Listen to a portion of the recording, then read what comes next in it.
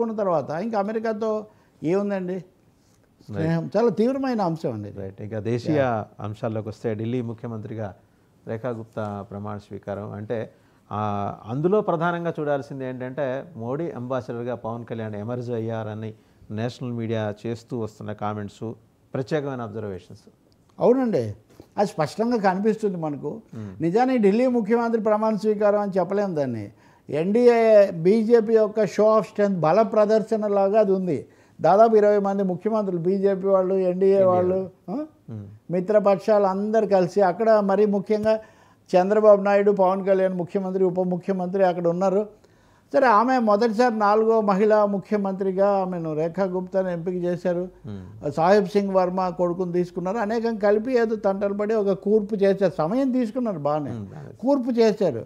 కానీ మోదీ, అమిత్ షా అందరూ వెళ్ళి దాన్ని ఒక నేషనల్ ఈవెంట్ లాగా దీన్ని పెట్టిన తర్వాత అక్కడ అట్రాక్షన్ ఎవరు అని మీరు కనుక చూస్తే, ఎన్టీఆర్ కదా రాజకీయాల్లోకి రాగానే కాషాయ వస్త్రాలు ధరించినట్టుగా ఇప్పుడు పవన్ కళ్యాణ్ అక్కడ ఆకర్షణగా ఉన్నారు.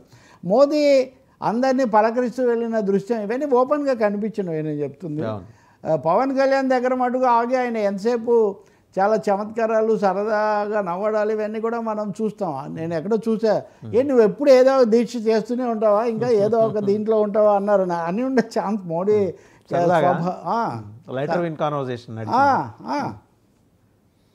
కాబట్టి ఇక్కడ సౌత్ ఇండియా టూర్ ఆ తర్వాత కాసేపటికి ఇప్పుడు చంద్రబాబు దగ్గరికి వస్తారు. You can watch the contrast. వాస్తవంగా నిజానికి ఈయన ఉప ముఖ్యమంత్రి, ఆయన చంద్రబాబు నాయుడు గారు ఆతృతగా ఈయనతో మాట్లాడుతున్నట్టు ఇంత రిలాక్స్డ్గా అయితే మాట్లాడలేదు.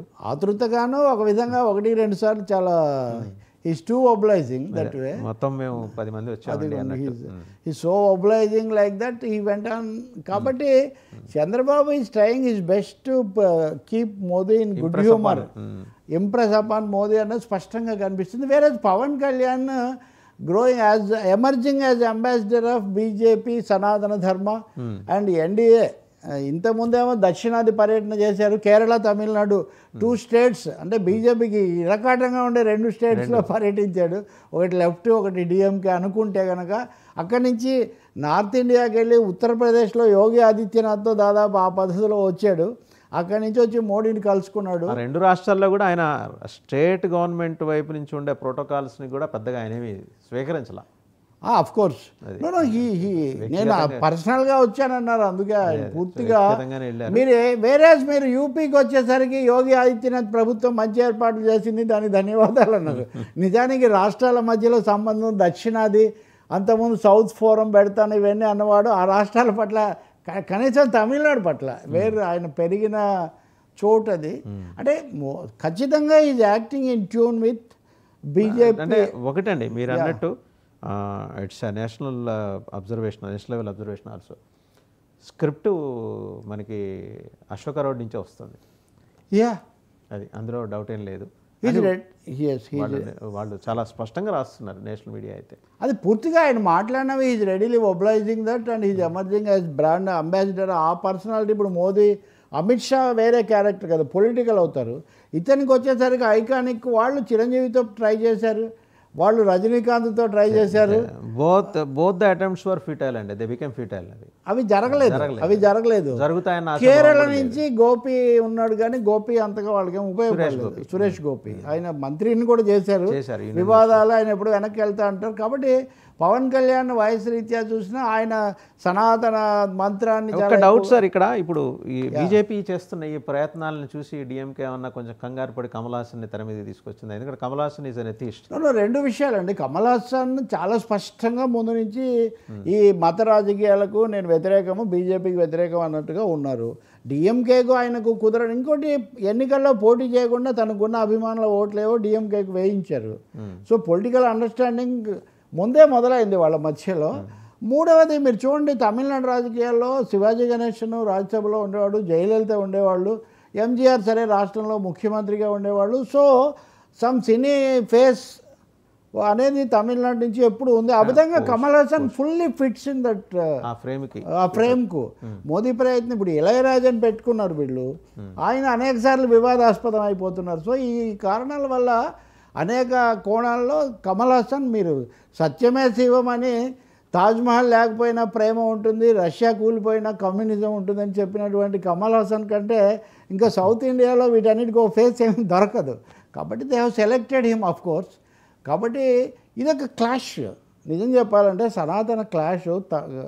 పవన్ కళ్యాణ్ డిఎంకే ఈయన కుమారుడు కరుణానిధి మనవడు స్టాలిన్ కుమారుడు అయినటువంటి ఉదయనిధిని అటాక్ చేయడంతో మొదలుపెట్టాడు. నిన్న పర్యటనకు ముందే ఆయన ఉదయనిధిని తీవ్రంగా ఎదుర్కొన్నాడు. కాబట్టి దట్ ఈస్ గోయింగ్ ఆన్. ఇంకా ఈయన పవన్ కళ్యాణ్ కొత్త చాప్టర్ స్టార్ట్ చేశాడండి. సనాతన సమరం. కమల్ హాసన్ని డిఎంకేని కలిపి చూడలేము, ఎందుకంటే డిఎంకే లాంటి హైందవ వ్యతిరేక భావజాలం ఈయనకి లేదు. ఆయన నాస్తికుడు, ఆయన ఏదో ఆయన. సార్ ఇప్పుడు మీరు దాన్ని హైందవ వ్యతిరేకం అనండి, ముస్లిం అనుకూలం అనండి, అవన్నీ ఎవరి ఇంటర్ప్రిటేషన్స్ వాళ్ళవి. మీరు మిమ్మల్ని నేను అంటలేదు, ఎవరంటే వాళ్ళు మతాన్ని రాజకీయాలను జొప్పించకూడదు అనేది ఒక ఫిలాసఫీ.